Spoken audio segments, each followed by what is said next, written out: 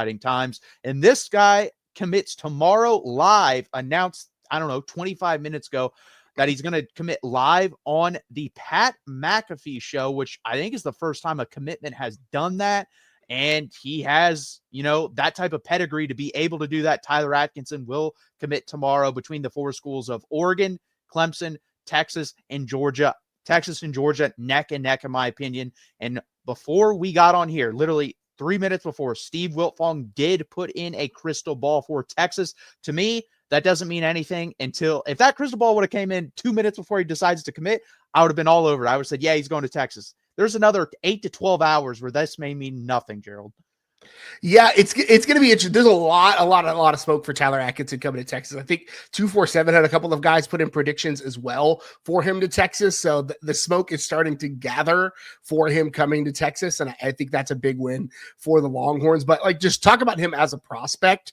I don't want to put too high of a pressure on this, but he's a guy who could come in and play day one, right? He's a guy who could come in and you'll see a drop off from Anthony Hill because Anthony Hill is a once in a lifetime kind of kid and he'll have 3 years of experience, but a freshman who can come in and be an impact linebacker instantly for Texas is about as succinct of a point as you could put on him. Go watch his tape, his junior tape. I purposefully did not watch his junior tape because I was convinced he was going to Georgia. I had it all in my head until I saw the Wiltfong bomb come in, and then Hank South, the 247 Sports Texas writer, put in a pic just literally I think 20 minutes ago about it. So I decided to watch his tape this afternoon, and it's legit. The guy is a sideline to sideline defender. He can close in space. He can attack at the point of attack really well. Great run fits. Absolute thumper when he's coming downhill. He is like a 4-tool linebacker. I don't know if that's a real term, but I'm making it one. Sideline to sideline defender against the run, can run fit really well. Interior, can play the pass, and obviously he's going to find the quarterback and put a hurt on him. I love his aggression. I love how fast he plays. He honestly reminds me a lot of late stage DeMarvion Overshone, where he's got a lot of range. He's got a lot of ability to make disruptive plays both along the edges and in the interior. I really like what he brings, and I think he's a guy, like I said, who can come in and play on day one. Anthony Hill, he's going to be vapors as soon as January, February time. So enjoy every snap of him on defense this year. But I think Tyler Atkinson's a guy who could come in and fill those shoes, not completely, but ease some of the wound that will be left when Anthony Hill goes pro. Well, and he's a versatile football player. We talk about that on the defensive side of the ball all the time. This guy can do a lot of the same things as Trey Moore and Brad Spence, where they can come off the edge, but they can also play linebacker. He can do those things, and he can do it at an elite level. On Texas Football said something this morning that blew my mind. He has played 40 games of high school football. He has something like 450 tackles.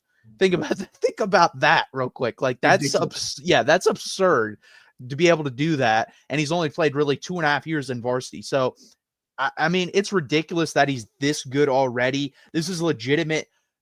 He's going to be in the NFL. I don't know where he's going to go. If he goes to Georgia, he'll be in the NFL. He goes to Texas, he'll be in the NFL. He could go to Boise State, and guess what? He's going to go in the NFL. It doesn't really matter. He's one of those kids. I think there's about 10 to 15 of them every recruitment process where they could choose any school on the map. They could just point to it.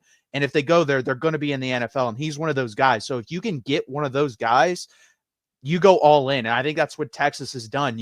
Sark every year has 1 to 2 guys that he's like, we need this guy. We're circling him. We're putting full court press on. We're putting full court NIL on him, and we're going all in. This is this guy this cycle. I think Derek Cooper might be that guy also, but for sure, this is the number one prospect, in my opinion, on the board, the way they've handled this.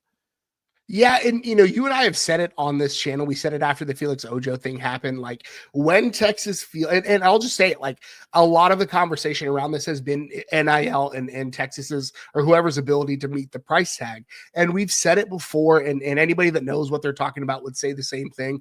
When you have a player like this, it's worth, and you feel like it's worth the bag, Texas is going to pay it, right? If Texas thinks it's worth the NIL contract or whatever it might be, they're going to pay it. And they're also willing to make payments to the other players. They're like, okay, this freshman's coming in and getting this number. You're going to need to get us right too, right? So this is one of those players that it's worth that level of consternation for Texas to have to deal with the re-recruiting of your own guys and to deal with all the contractual things that come with it.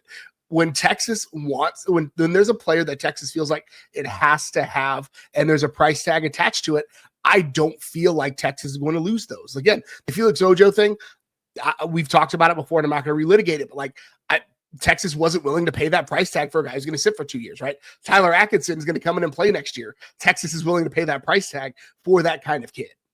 Yeah, 100%. I think the only guy, like I said, that Sark has lost that he really wanted full court press was DeCorian Moore. That was the only guy we went all in for. And guess what? He chose Oregon, and I have nothing wrong with that. We went band for band with Oregon. We were right there money-wise. We were right there recruiting-wise. We went full court press.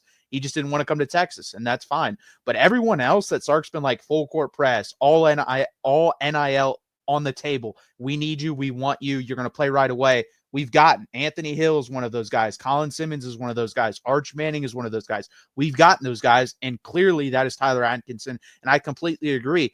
And Jerry Hamilton, who's been doing this for a long time, guys, said this is the closest thing he's seen to Derek Johnson. If you can get another Derek Johnson on this football team, you pay whatever you can, because that guy was an all-pro for the Kansas City Chiefs. He was an all Big 12, whatever player for Texas. He's a Hall of Fame player at the University of Texas. You pay whatever you have to for a day one player like that. Yeah, there is, again, I don't know another way to say it, right? If it is a money situation and Texas wants a player, they think it's worth the price tag, they're going to pay it, and they're going to find a way to pay it. And I have zero doubts about that. And I'm fine with putting that out in Front Street, right? And yeah, we each got a comment in the chat from Jay Soul that Wilt Vong just dropped the bomb. Yeah, we've got Hank South from 247 also put in his pick. So I'm feeling pretty confident about it. But again, I felt confident about other things, and it didn't work out. But yeah, I'm pretty confident in it. But, I think there is, again, for Texas, this is one of those must-win recruitments. And frankly, and I'll say it, maybe losing out on some of those other kids that Texas didn't quite feel worth the price tag allowed them to reallocate some funds and get back in this one, right? There is a lot of silver lining to that cloud. No, 100%. Victor, we cannot be saying this. It is not a done deal. It's not even a done deal till he signs. Like, we have a long, long way to. Can't be saying it's a done deal in July. We said that about a certain tackle, and that we know how that worked out. Yeah, so it's far from a done deal. Even if which I think he will at this point. I think it's probably 75-25. He's going to go to Texas tomorrow, but that doesn't mean in December he's going to sign with Texas, and it doesn't mean he ever shows up on the 40 acres until he steps foot in Texas in the weight room. It's not done. He took the big bag, fellas. Hey. We said when the big bag is dropped and Texas drops the big bag, there's only one guy that said no. So can't hate him for it. It's the game is I could say it 1,001 ways, right? If we're going to do capitalism in college football, then let's do capitalism in college football. And that's what this is, right? I wasn't mad when Texas Tech went out and outbid Texas for Felix Ojo. I'm not going to be mad when that happens, right? You do not get mad when your team gets outspent, right? You don't get mad at the person that outspent them. Get mad at your team for not spending it if you feel like the player is worth it. But we've said it, Matthew and I said it after Felix Ojo. I had a conversation with Eric Henry at 247, right? There are players that Texas and Steve Sarkisian think are worth the price tag, right? And Tyler Atkinson clearly is a kid that Texas feels like is worth the price tag. And I don't think that's bad to say it. We're the era that we're in is just part and parcel of the recruiting process. NIL is not going away. It's part of what is happening, and it's part of the recruitment. So Tyler Atkinson, if you got paid, good job, big fella. You deserve it. 100%. And no, I agree, Jay Slow. I believe we were waiting for him to drop the big bag and not pay the other recruits. Yeah, I agree, because there is a budget. Even before the revenue sharing and all that, there was still a budget. Like, I don't think there's any world where Texas was going to drop that amount of money for Felix Ojo, because they looked at their offensive line class, they looked at who's in the room already, and they said, we don't need him for that amount of money. So they decided Tyler Atkinson, we do need him, because again, Anthony Hill's gone after this year. So there's a big hole and void there that he can fill, and he'll fill beautifully. I actually think day one, like if you're comparing Anthony Hill day one to Tyler Atkinson day one, I do think Tyler Atkinson's a more ready college football player than Anthony Hill was. Anthony Hill was like, basically, here, we'll throw you out there. You just go cause chaos. Yeah, go cause chaos. Have some fun. And I think the best of that was the Alabama game. And then there were some times where he just looked completely lost in other games. Oklahoma game, I think, was an example of that, where they kind of fooled him in that game. But really, really good football player. And yeah, we talked about that a little bit earlier, Victor. Trending very well for Derek Cooper. We'll see. No one's crystal ball that. It may be a little bit too early.